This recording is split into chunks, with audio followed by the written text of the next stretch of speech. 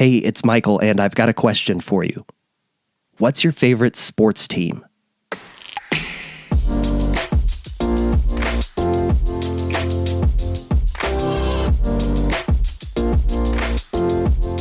Welcome to the follow-up question. I'm your host, Michael Ashford. Come with me on a journey as I explore what it means to find common ground at a time when it feels increasingly harder to do so. To listen more than we speak so that we can understand that our differences don't have to divide us. My aim with this show is to bring you perspectives and ways of looking at issues or topics that perhaps you haven't considered before. To teach you how to ask more, better questions so that we might become more reachable as people. I'm a former journalist who believes everyone has a story to tell, and it's only when we ask questions and listen that we reveal what connects us as humans. Our dreams, our desires, our experiences, our ideas, and what we stand for rather than what we are against.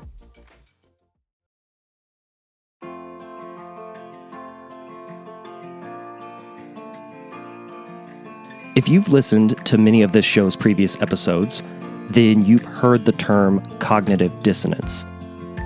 But it occurred to me that I've never really dug in and explained what this term actually means. But it's actually the perfect setup for this episode and my guest's area of expertise, so let's dig in. Let's do this thing.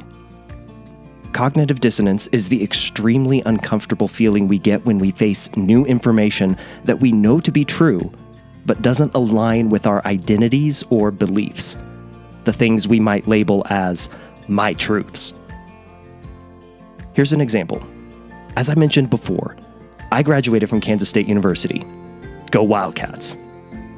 There are generations of K-State grads in my family, so purple runs in my veins.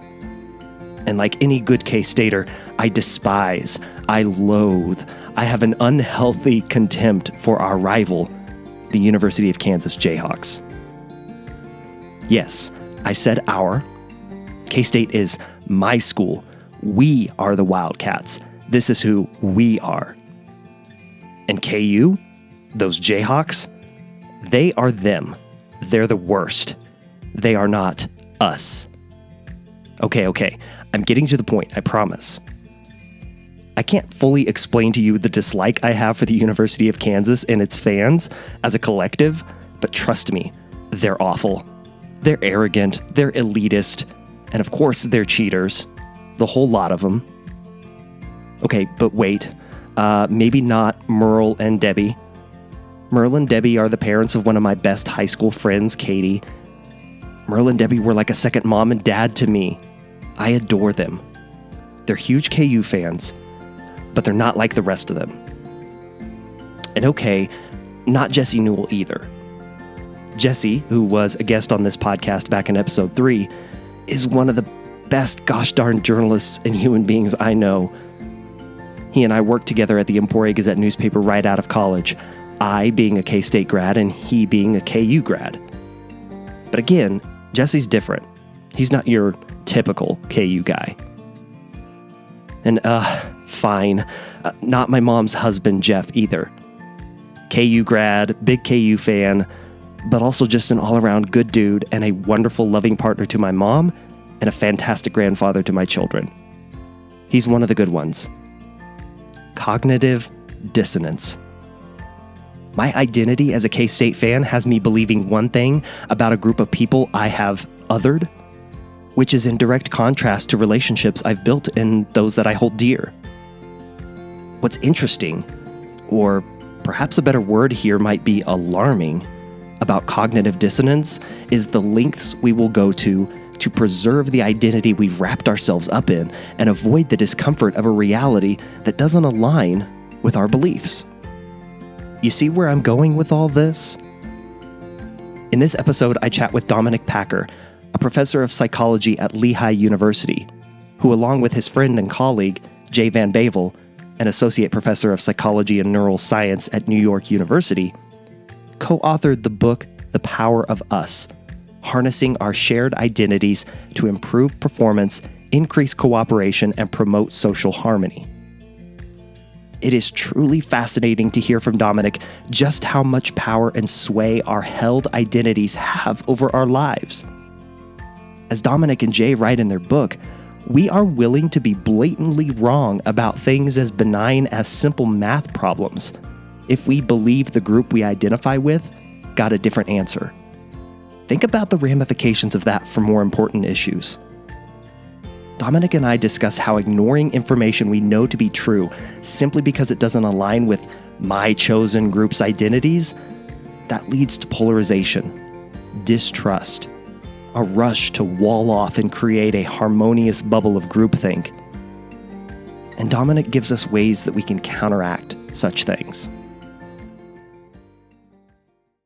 In this moment that we're recording our conversation right here, there's this phrase going around that I would love your insight on. It's called mass formation psychosis, I believe. What is it, and why is it being discussed right now?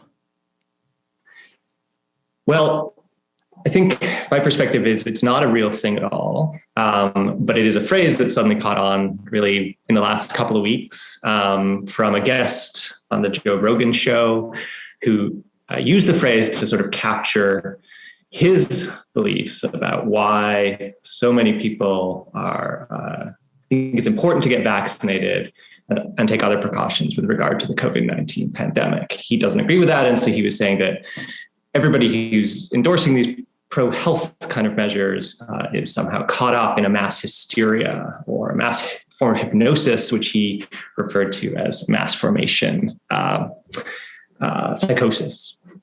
My collaborator and co-author Jay Van Bavel, especially as well as a number of others, has been involved in trying to debunk this. That this is not an actual idea that's taken seriously among people who study real group behavior and what motivates different groups of people to hold different kinds of beliefs. And this notion that you can have a large group of people somehow hypnotized and unthinkingly embracing an idea just isn't how it works. Why not? Why is it not how it works? I know you said it's been debunked in the scientific research community, but why? Well, I think this is actually a really interesting example in and of itself of how a group of people, in this case, anti-vaxxers, come to hold a particular belief system, which is, it's not a form of hypnosis. It's not a sort of unthinking thing that people can just fall into. There are certainly social pressures involved. There are certainly social dynamics involved. It's certainly a group-based phenomenon. It can certainly lead to beliefs that are inaccurate or problematic or harmful. But that doesn't make it a psychosis or doesn't make it a form of hypnosis. In fact, what we're seeing in this very example is how hard people have to work to build and maintain a belief system, right? So you have this ostensible expert who proposes this term, which no one's ever heard of before. And now if you go on Twitter, you'll find thousands or tens of thousands or maybe even hundreds of thousands, I'm not sure, people fiercely defending a notion they have never heard of before, right? Like 2 weeks ago, this was a term that no one had ever used. So suddenly you've got this mass of people motivated to try and explain it, to try to defend it. So Jay, my colleague, and a number of others were part of a fact-checking exercise by the Associated Press and I think another one by Reuters. And in the last 24 hours, Jay has been the target of people in that sort of anti-vaccine, anti-COVID kind of movement where they're debunking the debunking, right? But what's interesting about it is how hard they're working to do it, right? This is a group activity that they are collectively engaging in to bolster their own belief system in reaction to the beliefs of a perceived outgroup. This is an agentic process. This is not hypnosis, right? This is people as a group coalescing around a belief in opposition to other people's beliefs, and then creatively, agentically, thoughtfully, not necessarily accurately, but thoughtfully trying to come up with their own rationale, their own arguments and debunk the debunking. And so it's not a form of psychosis. It's not a form of hypnosis. It is a process that can lead groups toward erroneous beliefs or in some cases accurate beliefs. But it's a collective, at least in our perspective, a collective exercise driven in large part by identity concerns. This is who we are. This is who we're not. This is who they are. Therefore, we are not that. but it's not just people's minds being captured and sort of taken away from them. These are all individuals, except for the bots. I mean, there are certainly some bots involved online, but the real people doing this are thinking. They're not hypnotized. Dominic, what is it about being a part of a group that holds such a sway over our behavior, our actions, our thoughts? What is it about the group dynamic that holds such power in our lives? I mean, it's a great question. And I think, first of all, it's important to note that we all belong to all sorts of groups, right? And some of those groups we're part of are not that important to us. And for different people, it's different groups, right? So for some people, their professional identity, the occupational group they're part of, is extremely important. It's the center of their lives in some cases. For other people, it's just a day job, and there's maybe some other group in their life, their religion or their citizenship or their hobby, whatever it might be that instead has a place of prominence. So it's not just belonging to a group inevitably leads people to, embrace it strongly as an identity. But when people do embrace a group membership as an important part of their identity, it can start to shape their worldview. It shapes their beliefs, their values, what they think is important, their preferences, their goals, and their decisions. And this is because groups, when this happens, become a part of who we are.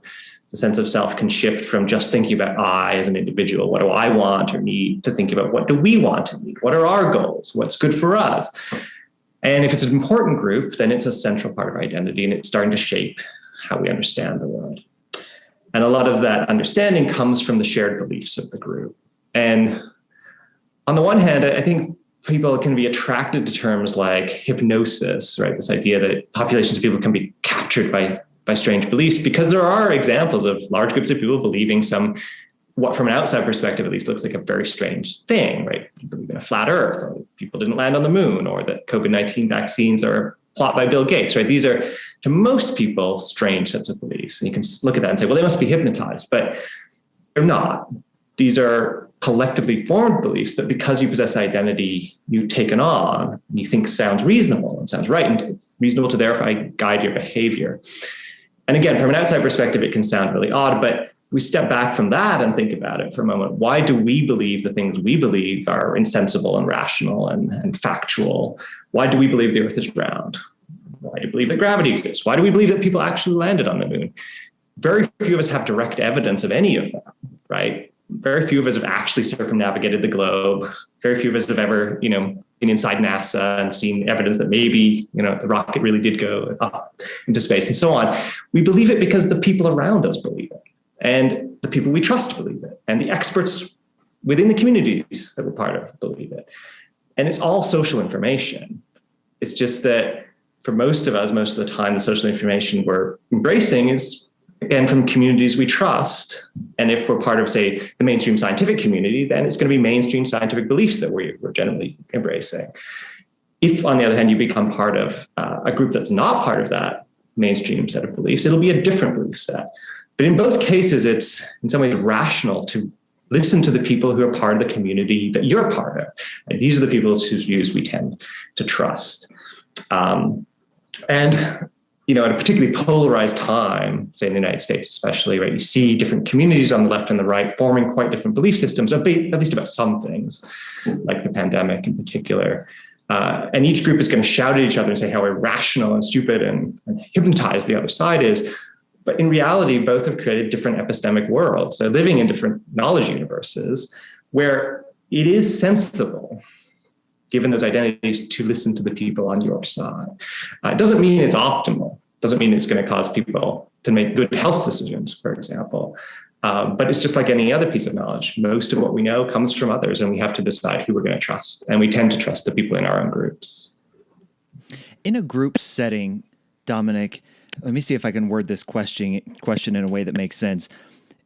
Is the group's identity, that shared identity that everyone kind of takes on and then begins to separate themselves from the others, is that an amalgamation of people with similar ideas kind of building on themselves and it just becoming this snowball effect? Or is it a certain personality type that people latch onto as kind of the dominant identity that then, people begin to follow along and attach onto? Does that question make sense?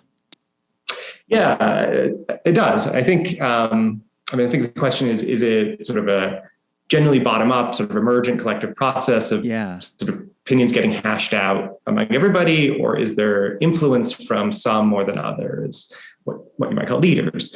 I think in reality, in most groups, there's both going on. People within the group are talking to each other, and there might be some sort of averaging of opinions. There's research showing that when group members talk to each other about issues, they tend to actually shift in a more extreme direction because they're reinforcing each other. So that's a dynamic that's happening in groups all the time. But at the same time, groups tend to have leaders. Sometimes these are formal leaders, right? They're people elected to positions or promoted to positions in companies. But in many groups, even groups with formal leadership structures alongside them, there's informal leadership as well. These are the people who are influential for other reasons. They're popular, they're cool, they're regarded as wise. I mean, there's all sorts of reasons why you might listen to people, but those influencers often shape the opinions of the group more than others.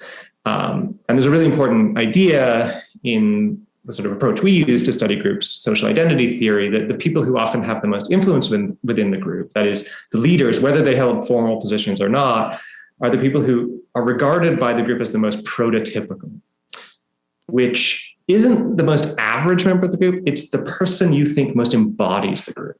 So when you think about this group, what does it mean to be a psychologist? Or what does it mean to be, a Republican or an American or whatever it might be? Who exemplifies that identity? And you point to that person and say, they're like a super group member, right? They really capture who we are. And because that's the belief about this person, they're the essence of us. What they do carries a lot of weight. People are trying to emulate that. And when they speak, they exert influence. And so you might say, well, that starts to sound a little bit like mass psychosis, right? Isn't this hypnotism? Are they somehow hypnotizing other people? But the answer is most of the time, no. They might be inspiring, but everybody who's listening to them is still an agentic, conscious being. They're still thinking about it in terms of their own identity as individuals and the group identity as a whole. And what you often get, or what we argue and many others in our discipline argue, is you get this phenomenon called engaged followership, where leaders, effective leaders, whether you're talking corporate life or the national level, or even in your daughter's soccer team, right? Effective leaders aren't people who are ordering everyone about. They're not micromanaging. They're not saying, do this, do that. They are inspiring people to go figure it out for themselves. They're setting a sort of vision or a mission or a sense of who we are that other people can then take and figure out, okay, well, if this is who we are, here's what we're going to do, right? To enact our goals as a collective. And so it's engaged followership that creates these sorts of leaders. But the key word there is engaged. It's not mass psychosis. It's not hypnotism. It's not unthinking, sort of deluded behavior. It's agentic, thoughtful, creative behavior that can be used for ill, absolutely, but it's not this sort of notion of an unthinking automaton. Dominic, do any of us then have an actual identity, or do we have a misunderstanding of what identity even is? I don't know if it's a misunderstanding so much as I think people use the word identity in different ways. Often when you ask someone, what's your identity? The first thing they think about is their individual self, right? So who am I that makes me different from all other individuals? And often the people we're comparing ourselves are the people closest to us in some way, right? Our family members or our friends or our coworkers or the group members that we're around. So it's people within our own group that we differentiate ourselves from as individuals. And if you ask people, who are you? You'll get a lot of personality traits and skills and personal characteristics. So I'm smart, or I'm lazy, or I'm very well organized, right? These are all things that might describe me. And that's often for many people the first thing that pops into mind. But then if you ask, okay, well, what else are you? People will define themselves in terms of roles. So I am a father, or I'm a daughter, but also in many cases, social identities or collective identities. So what's your nationality, your occupational identity, your religious affiliation, your gender identity, race and ethnicity, right? For different people, again, different identities at that social level might be more or less important, but most of us have some of those as well. And so when you think about someone's identity overall, we would argue it's all of those things. And the key thing about identities is that because we're multifaceted, we can be somewhat different people at different points in time. Or another way to think about it is the identity lens through which we're viewing the world and taking in information and then acting can shift, right? Certain identities can come to the fore at different points in time. And in our book, we just ask people to imagine the course of a single day. And at least I think this is realistic for lots of people, right? When you wake up in the morning, especially like for me, I got kids, right? So my immediate identity is father, right? Like I'm preparing them breakfast. I'm trying to get them out the door to go to school, right? That's the thing I'm thinking about. It's like, come on, let's go. Once I get them on the bus, right, my identity starts to shift. I start thinking about work. I check my email. And so it's more of a professional kind of identity. And even at work, I have different roles that I play. Then at lunchtime, maybe I check the news. I go on Twitter and it's my political identity that's really at the fore. I start arguing over politics and I'm not thinking of myself as a professor or as a father. Then maybe I go to a football game and my identity is a fan. I'm the same person, and there's certainly continuities that I carry with through all of those things. But in each case, the things I'm thinking about is important. The goals I'm pursuing, my emotional state, right? These are all going to be influenced by whatever identity is salient to me in that moment. There were two examples in the book that particularly struck me as just really profound in how much sway those around us have over us. I want to talk about both of those real quick, Dominic. Sure. The first, I'm a former sports writer, so the fact that people found the jersey or the sweaty T-shirt of an opposing a rival institution's shirt less disgusting if they thought about themselves in a more global sense rather than I'm of this institution and they're of that institution. Can you describe that? Because that was profound in that you would even find something as gross as an old T-shirt less disgusting if you thought of yourself as part of a different group. That's right. Yeah, it's really amazing research by Stephen Reicher, who's in University of Edinburgh, and his colleagues, where they, in a couple of different studies, they had a research assistant wear a T-shirt, the same shirt day after day for a period of time. So it gets sweaty and stinky and it's got this body odor on it. And then they zipped it up in a Ziploc bag to keep it, that scent. And then in the study itself, they had participants come in and they forced them to smell this shirt. And then they rated it for how disgusting they found it and odorous and so on. And what they manipulated in advance was people's identities. Again, the idea being that the same person can think of themselves in somewhat different ways. And in one case, they were reminded of their identity as a student at the particular university they're at. In the other case, they were reminded as a more global identity, as you said, or superordinate identity as a student more generally, which then changes their relationship to this shirt, right? They believe it's worn by an outgroup member in the one case because it's a student from a different university whose shirt it is in their mind, versus a student more generally, which is a broader category they're part of. What they found, as you said, is that people were less disgusted by the shirt when they thought it was from a fellow group member, when it was part of this when they were seeing themselves as part of this more broad, superordinate student identity. And so it's a really interesting thing, even something, as you're saying, as visceral as a negative reaction most of us would have to someone's body odor. It's kind of disgusting. Is somewhat less disgusting, is less of an unpleasant experience if you have this sense of shared identity with them, or sense of connection. And I think many of us have had that experience in real life as well, right? So, if you have a baby, right, the notion of changing diapers is like, it's a revolting thing. But when it's your baby, it's fine. I mean, I love it, but it's not disgusting in the way you, at least I had envisioned it would be. And it's, babies and fellow group members aren't exactly the same thing, but I think it's a similar kind of dynamic. And in other work on smell, conducted by Jay and other people, they found that being reminded of a particular identity, in this case, it was Swiss participants were reminded of their being Swiss, or they weren't, they're reminded of their personal individual identities. Subsequently, the people who are thinking of themselves as Swiss could detect the scent of chocolate more strongly, chocolate being associated with the Swiss identity. So it's not just about disgusting smells, but it's also positive smells or enjoyable smells like chocolate are enhanced if in that moment you're seeing yourself through that lens. Yeah, I thought that example of the sweaty T-shirt, the odor-filled T-shirt was just a fantastic example of just how I don't want to use this word, but just insane our group identity can be towards out-group members. Mm-hmm. The other example that really was profound to me was the different lines, the line test, where if we believed that, let me describe this correctly, and maybe you can do it a little bit better than I can, but there were differing lines. People were asked to say which line was the shortest, but they were then primed to say the majority of people who have answered this question actually chose the wrong answer, and people aligned themselves with the wrong answer even when they knew the right answer. Mm-hmm. That to me, and I'll get to a question here, Dominic, that to me just the power of the in-group, the power of wanting to fit into a group. Can you describe that experiment as well in that research? Because that blew my mind. And I do have a question after all of this when you describe this, but I do have a question, but I'd love for you to describe that one too. Yeah, so this is a really famous experiment known as the Ash experiment, or the Ash experiments, because he did conduct different versions. So the psychologist was Solomon Asch, and he did most of this work in the 1950s.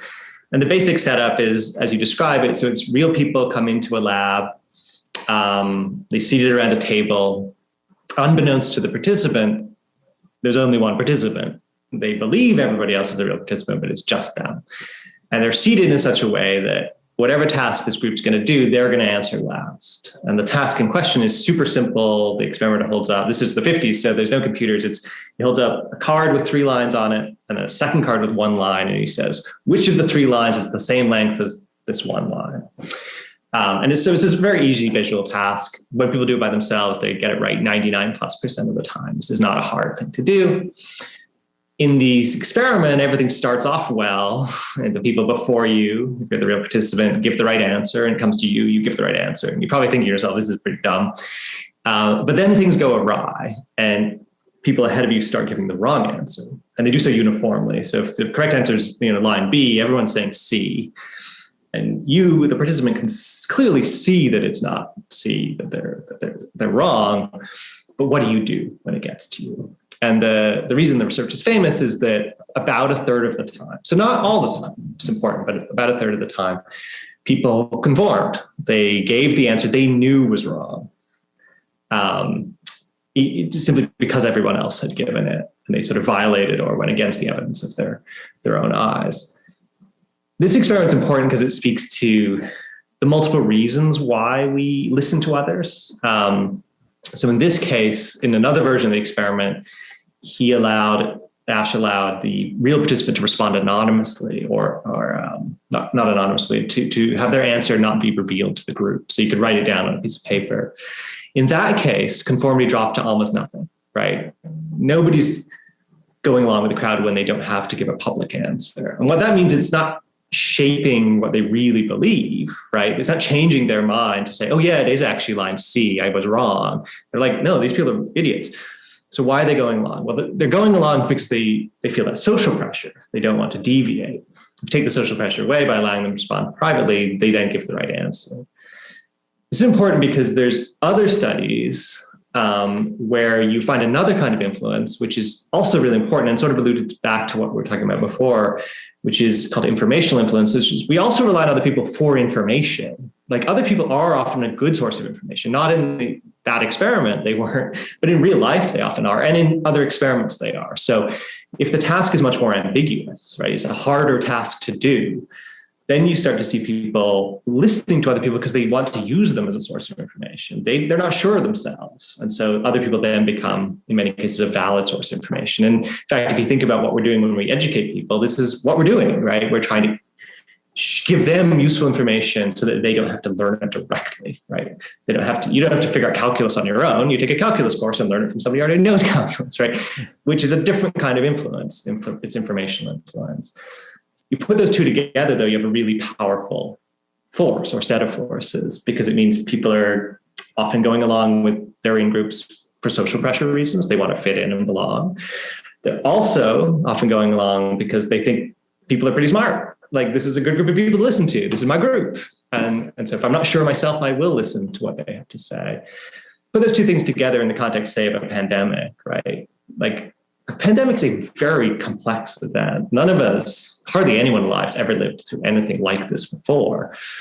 And the last time we did live through this before, we had very different knowledge and understanding of how viruses spread and all sorts of things at the time. So this is not easy to figure out. No one's an expert on all of it, right? We have to listen to other people. So there's that informational piece. But then there's also the social pressure piece. Once your group has formed an opinion that vaccines are good or vaccines are bad, for example, then they're also going to impose sanctions on you if you don't at least publicly seem to comply. And so there's these stories from counties around the United States where there's a lot of anti-vax kind of sentiment of people having, if they want to get vaccinated, having to do it in secret, right? Like they go and do it because they don't want their family to know, right? And that's that social pressure component, that normative influence component, where you're worried about the social consequences of deviating from the group, even though you believe the right answer is to get vaccinated, or to say line B in the original ASH experiment.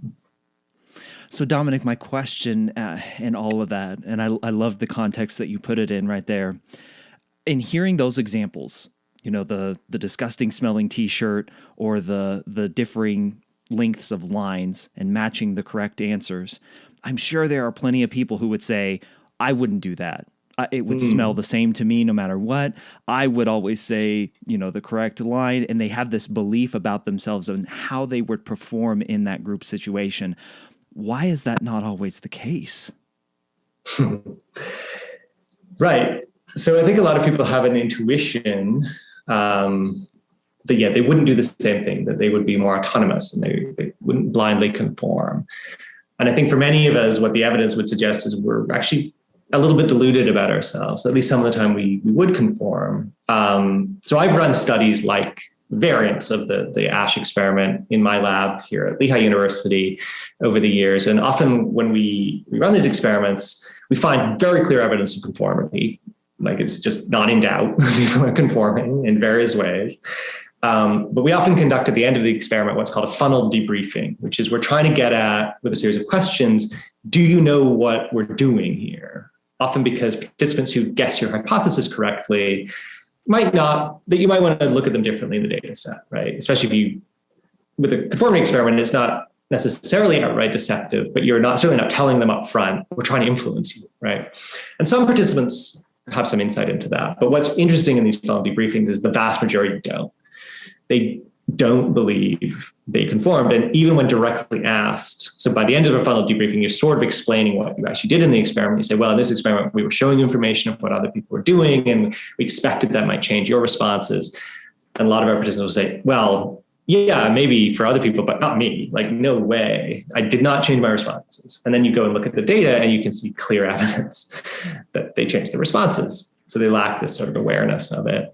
And there's a couple of different explanations for that. One of which is that people tend to be very aware of their own thought process, like what's the forefront of their mind, but not necessarily so aware how it got there, right? And so when you ask people to reflect on where you influenced, the thing they're going to reflect on is, well, I thought that line was the right line, or I thought, that vaccines were good, whatever it might be. But they're not necessarily so aware of how the information came, that other people's own preferences and exhibited behaviors might have sort of been the thing that planted the thought there.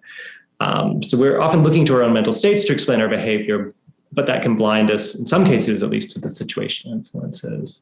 One of the goals of our book is to try to expose some of these influences. So we don't think they're inevitable. It's not inevitably the case that everybody conforms. And in fact, one of the things I've been most interested in my research career has been dissent, has been this opposite phenomenon, which is under what conditions are people likely to actually disagree publicly with their groups? When are they likely to challenge their groups? With the idea being that that's also a very important aspect of group behavior, in that groups can only innovate and be creative and adapt well to circumstance if they allow for divergent voices and alternate opinions, and they can contemplate different perspectives on things. And so dissent turns out to also be a pretty important collective phenomena. interestingly driven by many of the same processes that can produce conformity. Yeah, what brings about dissent, and why is it so I'll use the word unnatural, but correct me if that's not the right term. Why does it feel so unnatural to dissent as part of a group?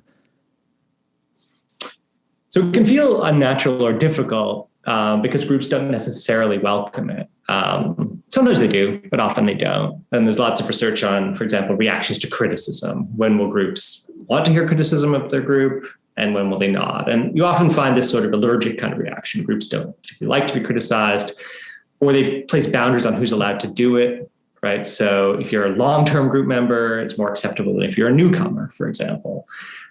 The problem with that, like if you think about this in the context of like a company, right?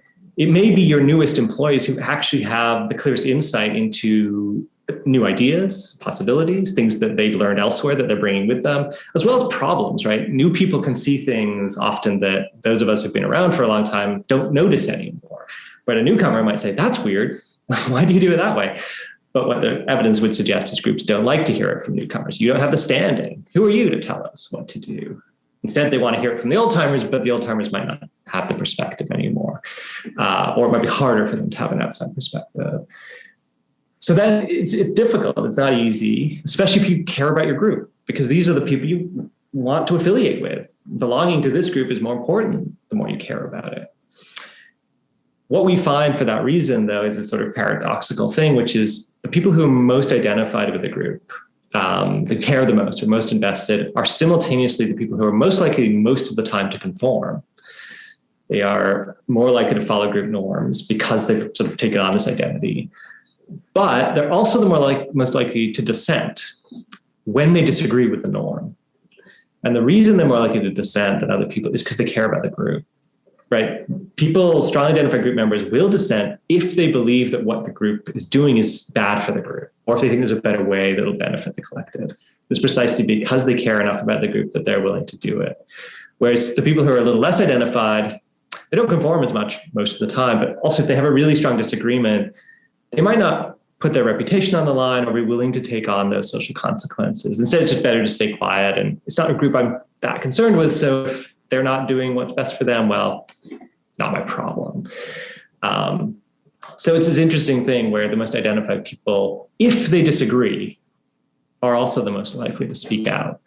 And so that's what I meant before when I said that it's actually some of the same processes that can drive both of these behaviors that on the surface seem like opposites, but we argue they're not opposites. In both cases, what a strongly identified group member is doing is thinking about what's good for the group. Like, how do we achieve our goals? And most of the time, the way you think to do that is to follow our norms, right? We as a collective do things this way because we think that's what's good and right and sensible and accurate.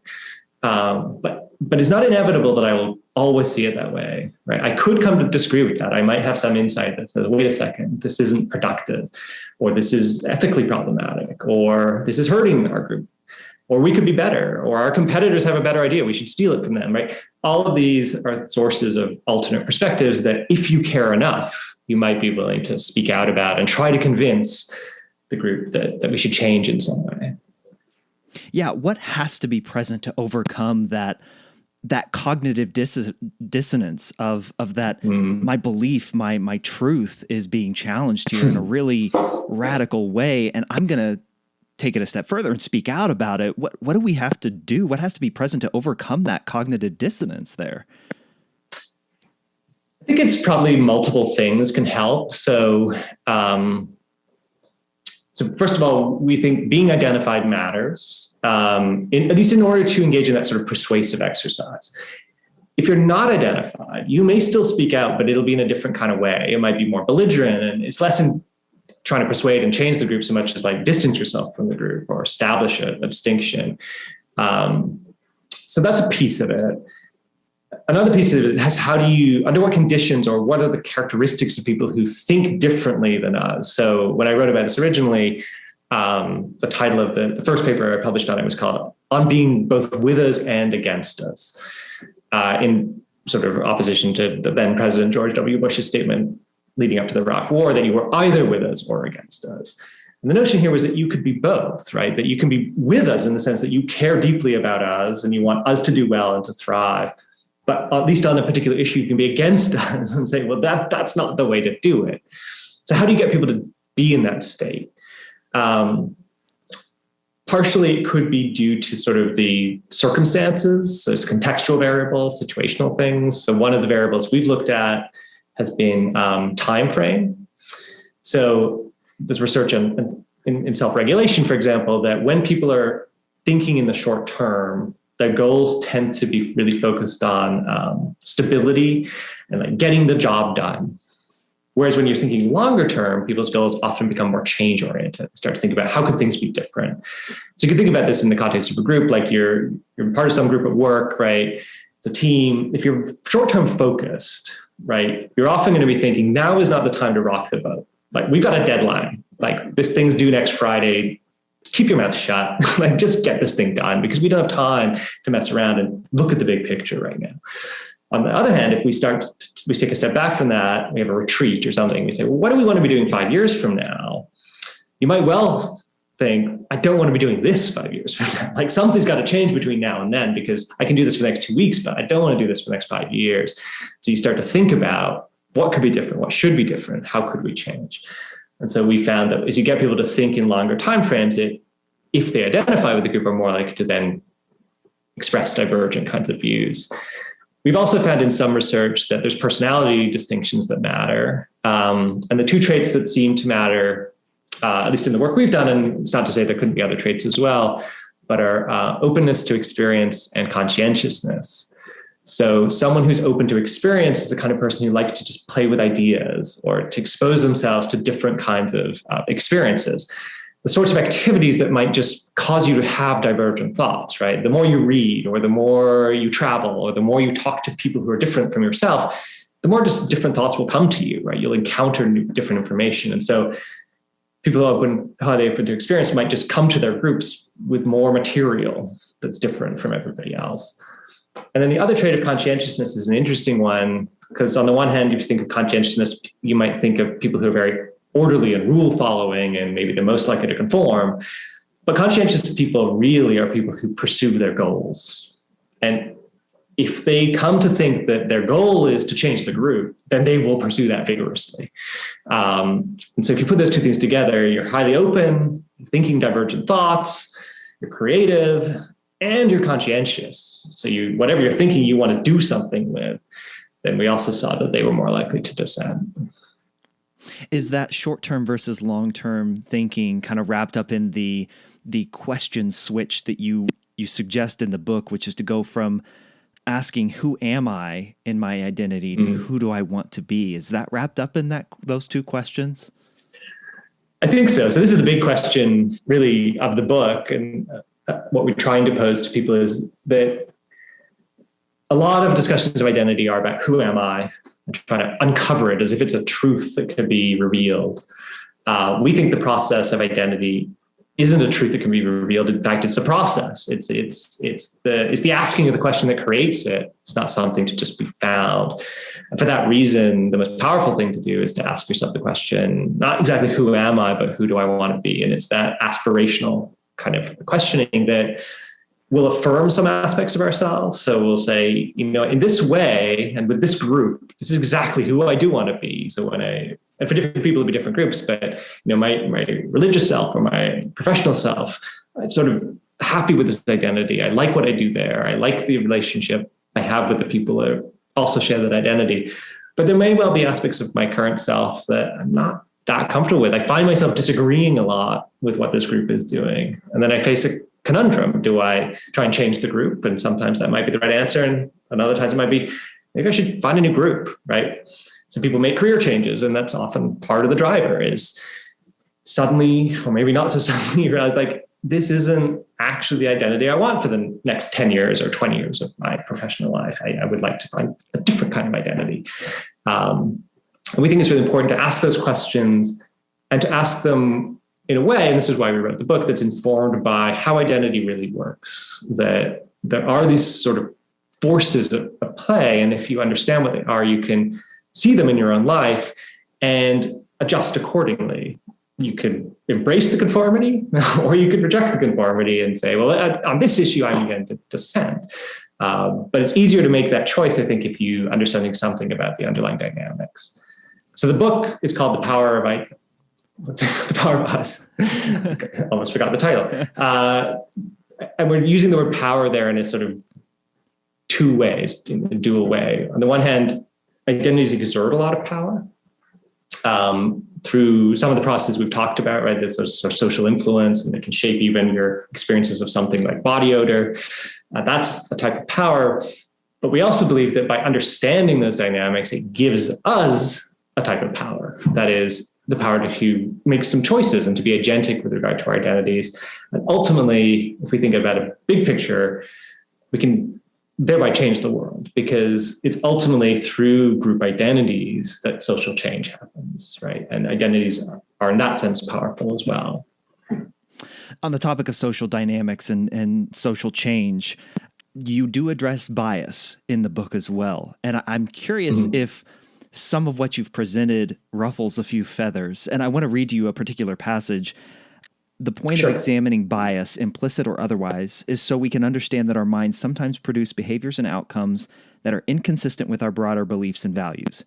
And recognizing this, we can take control, exerting agency to challenge ourselves and others to build a better world. You outline the position in the book that we're not hardwired for things like racism, but what is actually wrapped up is we're hardwired for social identity, and it is our response and recognition of that is actually the more important thing.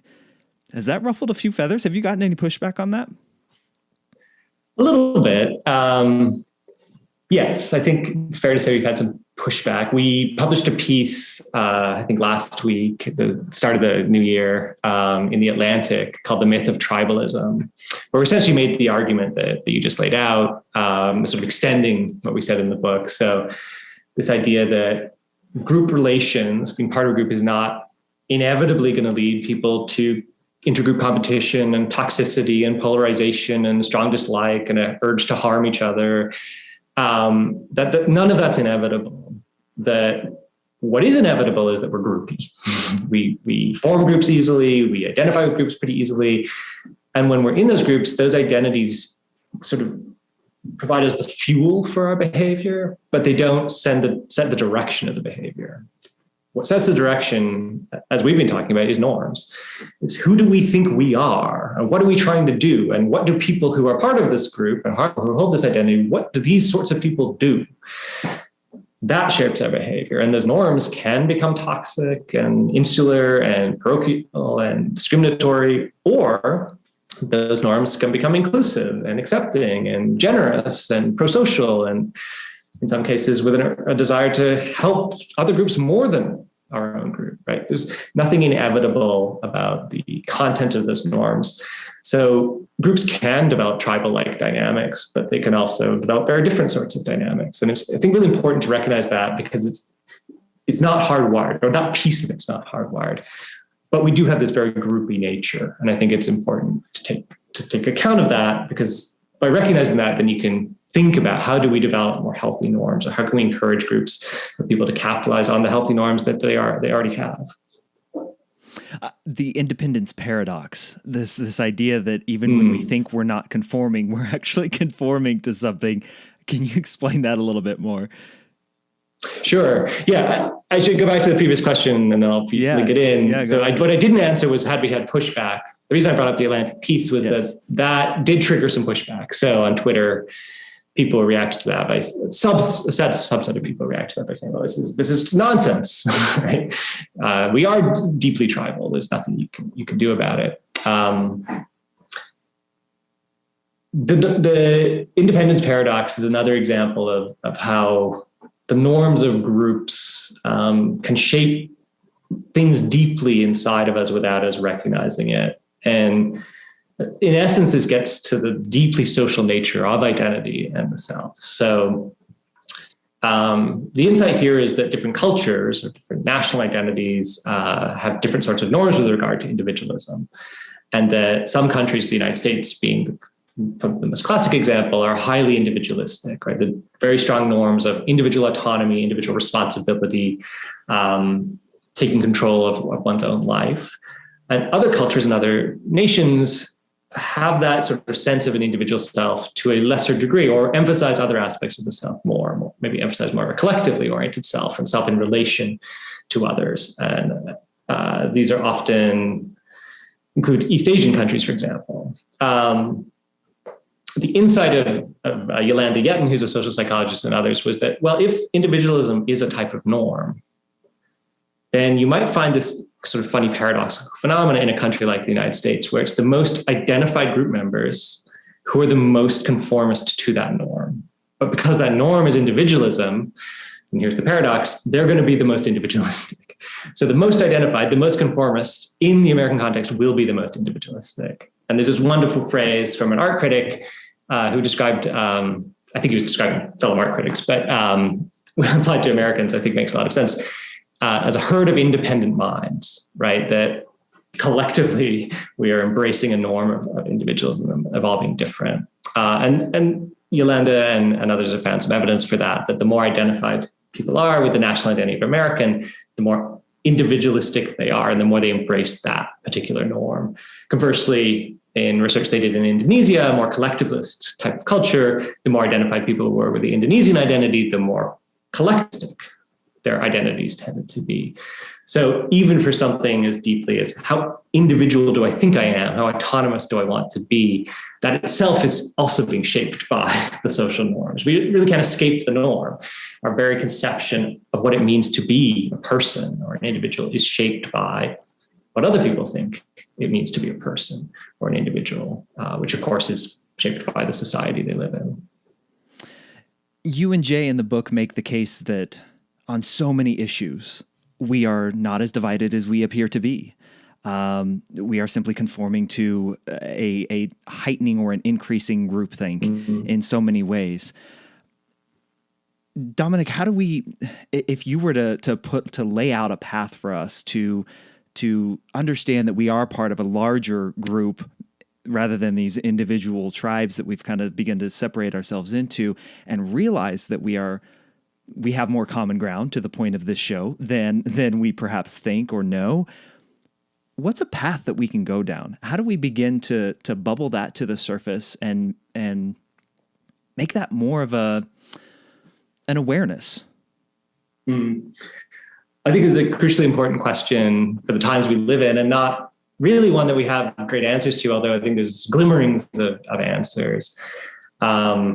So with regard to political polarization in particular, we talk about some research which clearly shows that in some ways we live in a hyperpolarized time, and it's maybe worse than ever.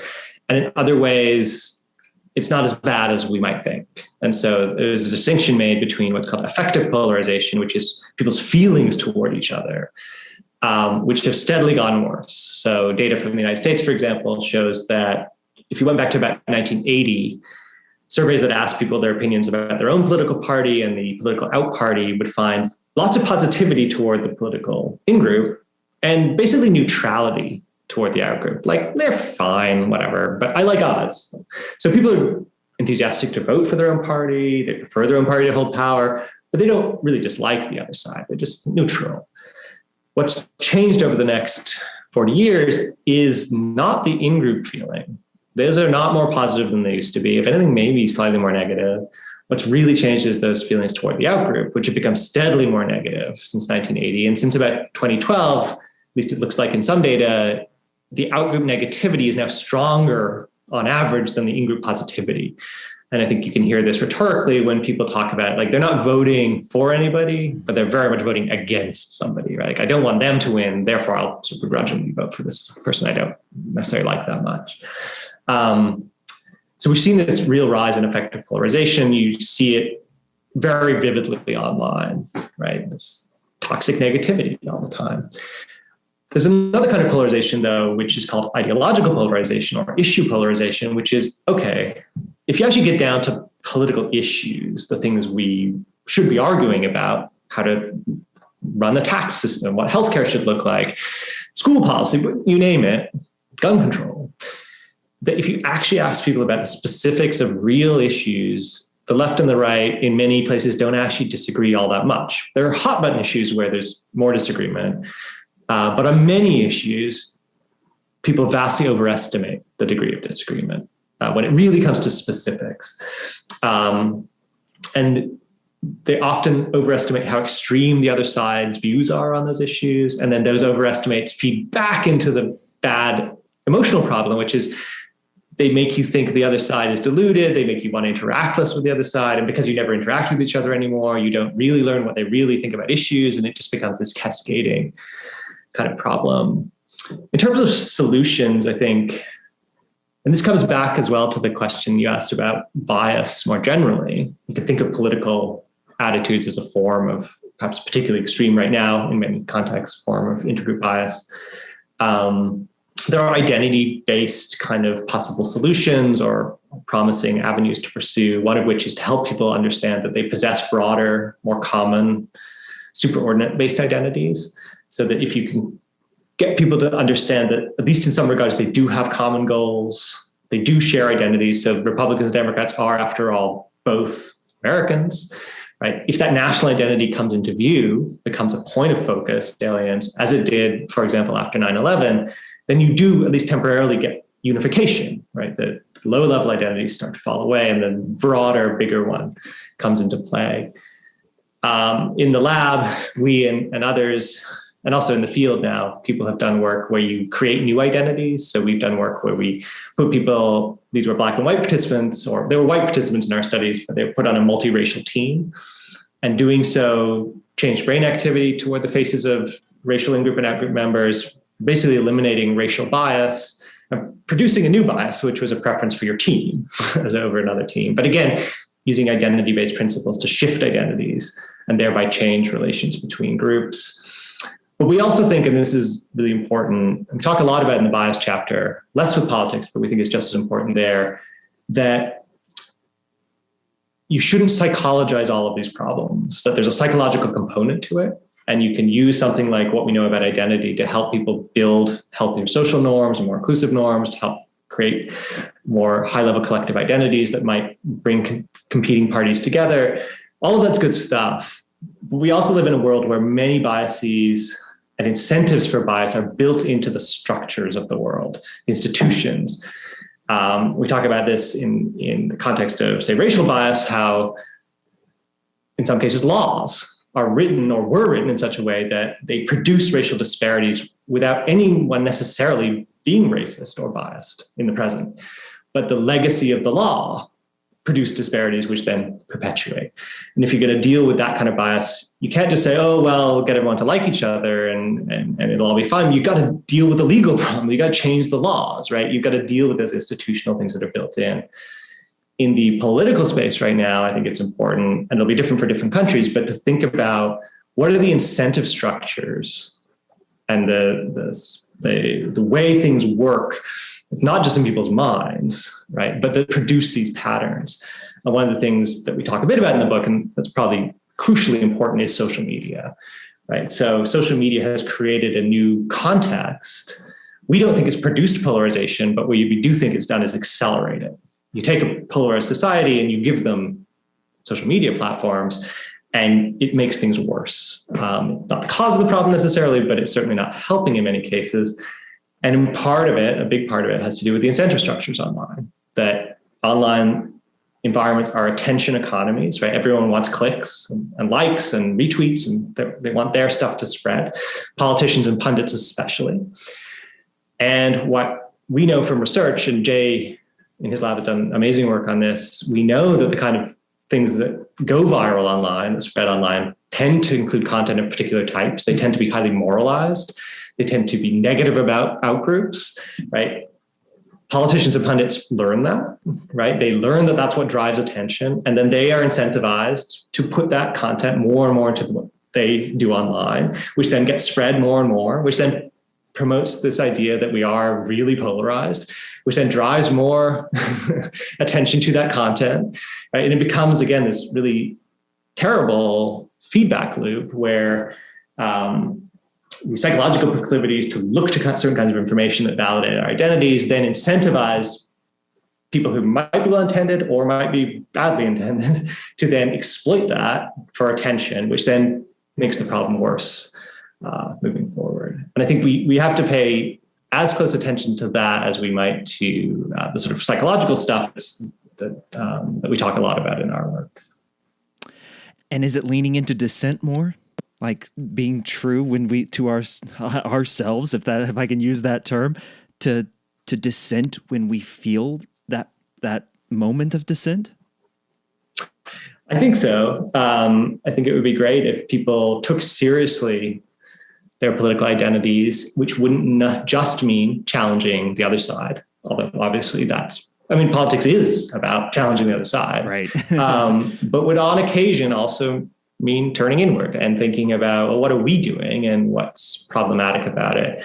And I think we see a great example of that right now in the Republican Party, at least with, say, someone like Liz Cheney, right, who is challenging her own party, saying our stance on the January 6th insurrection is wrong, right? That this was a bad thing. We should be investigating. We should be trying to understand. And she's encountering the flack and the negativity, and indeed the effort to get rid of her, to expel her from the party that dissenters everywhere experience, right? That's why it takes courage. That's why it's difficult. And as people observe that happening to her, it makes them perhaps less likely to want to do it and to have the courage to stand up and do it. But I think that sort of behavior is crucial for groups of all kinds. Yeah, you make the case, and I believe you've even said it here, that even in those moments where we see that person dissenting, that can change minds. It might be a longer term thing, but that can change minds. That can lead to more creative action in the future. Am I correct in that? That's right. So if we go back to the Ash experiment, this classic conformity experiment, there was a variant of it which is rarely talked about, but I think super interesting, which is, so if you remember in the original version, you, the participant, respond last, and you've heard all these other people unanimously give the wrong answer ahead of you, and it creates this social pressure such that at least about a third of the time you are likely to buckle and give the wrong answer. But he did another variant where one other person ahead of you diverges. They dissent. And what's super interesting is they didn't dissent by being correct. They gave the other wrong answer. So remember, there were 3 lines. Instead of saying C, which was wrong, they said A, which was also wrong. But what happened in that case is conformity completely disappeared. Wow. Then the real participants gave the right answer. And so what that suggests is they weren't then following a new norm. They weren't following the dissenter per se. The dissenter freed them to dissent, right? Like it broke the unanimous nature of it. And in doing so, allowed people to then give their own insight, which in this case was the correct answer. And I think there's a lesson there that's really important, which is we should, as possible dissenters ourselves, but also just as group members, be sensitive to how we respond when people dissent. They don't have to be right? What our research would suggest is they're often, even if they're wrong, they're well motivated, right? They're often doing it because they care. So at least respect them for that. And also what this research would suggest is that even when they're wrong, it can still be good. It can still help, right? You might free other people to start thinking, well, okay, I think that's silly, but wait a second. Are we doing the right thing? Maybe I have some ideas about how things could be different, and maybe those ideas are better, and maybe I should speak out. And I think, if we can create those sorts of environments, which are in the organizational world often called, psychologically safe groups. These aren't groups where they feel safe because we all agree. They're safe where, to the degree that we feel we can disagree, right? Without there being terrible social consequences, where if I speak my mind and it's wrong, it's not a big deal. Tomorrow I'll be just as accepted as I was today. And those are the sort of groups that they're fun to be part of, they're enjoyable to be part of, and they're probably in the long run more productive and healthy and more likely to thrive. It's all about the long run. Dominic, what is a question that you wish you were asked more? Oh, that's interesting.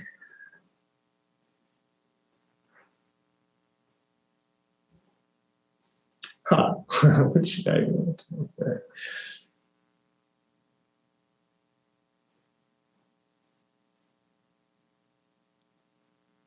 Nothing's popping to mind. I think you asked like really great questions. I think, I'm trying to think if there's anything that comes to mind that you've stumped me, which, I